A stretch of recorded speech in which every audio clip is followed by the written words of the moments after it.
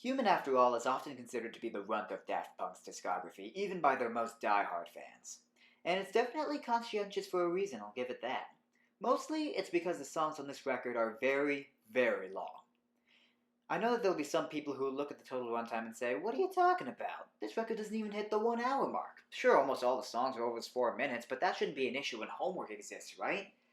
Yeah, but that's the thing. Homework might have had more tracks, many of which are even longer than the songs on this record, but it isn't nearly as frustrating a listen. Since every individual song has layers that build up and fade away, noticing when they appear and disappear can keep you engaged all the way through the whole album. Human, after all, tends to just repeat a main idea over and over again without too many new elements to grab your attention.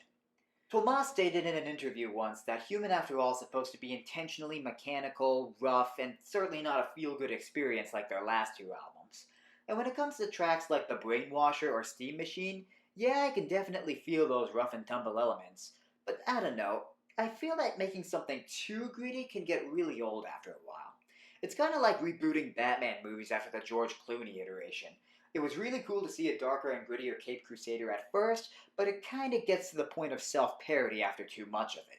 Hell, even Make Love, the softest track on this album, starts to sound less like a breath of fresh air and more like a broken vinyl record at around the 320 mark. Another issue this album has is that, quite simply, it doesn't really have a theme. Discovery was a concept album that was about pushing the emotional parts of electronic music to the forefront, while also having Daft Punk pay homage to their influences, which took a lot of time to work on and perfect. Meanwhile, Homework was responsible for making people pay attention to and respect electronic music enough to get it into the mainstream. Nothing like Homework had ever been done before, and so people were amazed at what it had to offer when it was released in 1997. Human After All, by contrast, isn't all that different from all the other techno music that existed in 2005. It almost comes across as somebody's school midterm project, like somebody told them, you have 6 weeks to create an album with guitars, vocoders, and drum machines and turn it into us to hear by this date. Good luck! And that's not just me arbitrarily throwing in a specific timestamp for a joke. They literally created this record in only 6 weeks. 4 weeks were spent on mixing and mastering, and only 2 on actual composition and production. That's not a good sign, is it? With all that said, it's not like there isn't anything of value off this thing. The title track, Human After All, has a super catchy vocoder hook that I can't help but hum along to whenever I hear it. Television Rules the Nation is a nice house track that sounds pretty fun, and Robot Rock has this really cool phaser synth line mixed with some fun drum and guitar sounds. Though, even that song loses a bit of its shine when you realize it's little more than a gratuitous cut-up sample of Release the Beast by the short-lived funk band Breakwater that doesn't really add anything new to the song like Discovery did with its sampling. Then you have Technologic, which is basically a self-rip-off of Harder, Better, Faster, Stronger. Overall, people weren't impressed with Human After All, and understandably so. Thankfully, Daft Punk would regain their mojo with the release of Random Access Memories is Daft Punk's magnum opus. I'm not joking. This is single-handedly considered by many people, including myself, to be one of the greatest electronic albums of all time. Like, I know I said that Discovery introduced the disco, funk, R&B elements to the duo's sound, but here, they take those themes and push the dial all the way up to 11 and then superglues it in place so that it can't go anywhere. You can hear it in this record's opening track, Give Life Back to Music. That just screams 1970s. And let me tell you, this is not a bad thing.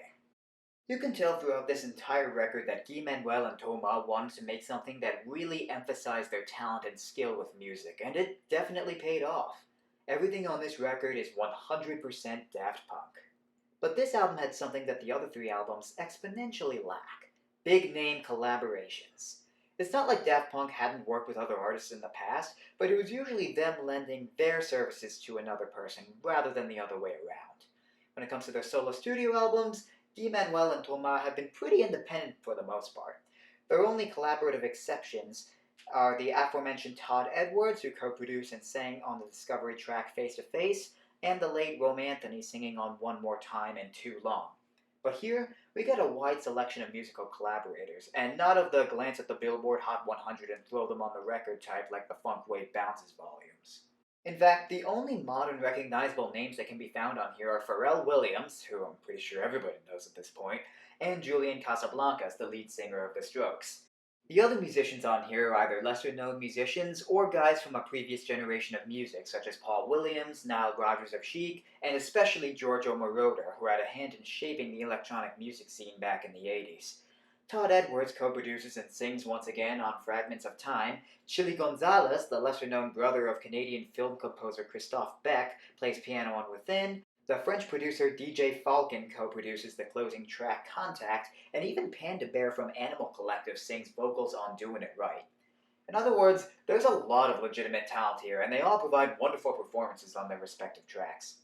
By far, the biggest track on this thing is Get Lucky, which is one of the two songs on here that features Pharrell and Nile Rodgers together. This basically was the song of the summer back in 2013, and it is still going strong to this day. I mean, this is a song that I once had to listen to for hours while driving around in a tour bus in France because the radio broke, and yet I never once got bored or wanted to turn the music off. That's how fun this song is. The groovy guitar riff from Nile Rodgers, Pharrell's enthusiastic vocals, and the other vintage instrumentation here is just simply astounding. Said instrumentation is the ultimate aspect of the record that was lacking from Daft Punk's other projects. There are so many real instruments that Thomas and Guy Manuel used to craft each individual track that everything on here stands out in one way or another. None of it feels repetitive or boring like Human After All or the worst parts of Discovery and Homework. Keyboards, guitars, drums, and other instruments fill up the space. It's all there, and it's all real. Of course, that's not to say that Daft Punk abandoned the electronic elements of their songs entirely. Tracks like Crush and Fragments of Time make great use of synths, drum machines, and vocoders while still giving us some real groove with authentic bass and guitars. Even Doing It Right, the only all-electronic song on RAM, has a bouncy, fun feeling that matches the rest of the record. And then, you got Giorgio by Moroder. But everybody calls me Giorgio. This song is basically Daft Punk's Bohemian Rhapsody. I know some people might have just recoiled in horror at the comparison, but that's not that far of a reach. Both of them are very long tracks that try to incorporate different genres of music into one big, grandiose, almost operatic composition that is constantly moving, changing direction, and generally just keeping you engaged all the way through. There's jazz, classical, electronic, rock, all of it together, and yet none of it feels shoehorned in. Of all the songs Daft Punk have made in their careers, this is probably the one designed to actively challenge live performers the most. Don't believe me? Here's Giorgio himself admitting that it's the case for his band. They had the best drummer in the world, and now I have to do what he does. Oh, wow. And then the keyboard, the Fender Rhodes, and Yes. then the percussion. They are sweating every night. Was it right? recorded? And he's not exaggerating by any means. From the synth line that makes up the main part of the song, to the jazzy keyboards and bass guitar that give it a little flair, leading into those epic strings filled with gusto and gravitas, which then kicks off an epic drum solo that doesn't stop until the end, combined with that finishing guitar solo. Man, this is like one of those fake futuristic bands that every old sci-fi show tries to use, except this time it's a real song. You could draw similar comparisons to Touch, which aside from the weird-ass intro, has a similar passion behind it, but with a more, well, emotional touch. Paul Williams' soulful vocals, the instrumental breakdown complete with a trumpet, and that choir at the end, great stuff. Overall, Random Access Memories, there's really nothing I can say about it that everyone else hasn't.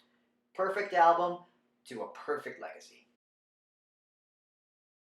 Outside of their solo work, Thomas and Guy Manuel have done some production work and remixes for other musicians.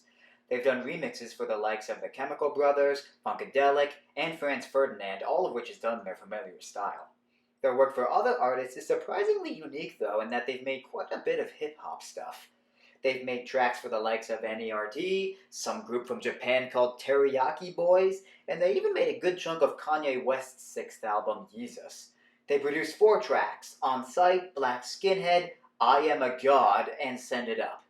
While I'm not much of a Kanye fan, especially not right now, Black Skinhead is a really dope song, and I'm glad those leftover drum beats from RAM got reused for it, rather than just being left on the cutting floor. The last few tracks of note that our French duo produced was for Canadian R&B musician The Weeknd's studio album Starboy, where they made both the opening title track and the closer, I Feel It Coming.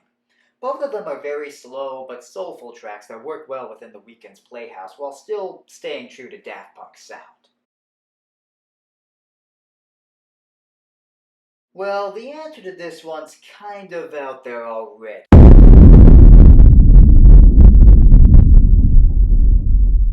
Okay, no, Daft Punk aren't literally dead or anything. But this split up honestly came out of nowhere for a lot of people, and the world was in shock when the duo announced their retirement in February of 2021. Looking back on it though, I can see why it might have happened. According to some sources, it seems that Guy Manuel and Thomas actually were planning a fifth album, and if I had to guess, it might have been why they had that cool steampunk medieval look in the Weeknd's music videos.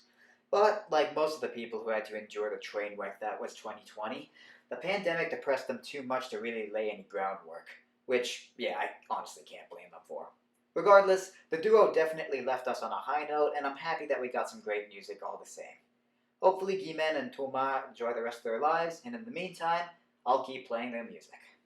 Hope you guys enjoyed this video, and please let me know if you want to see more.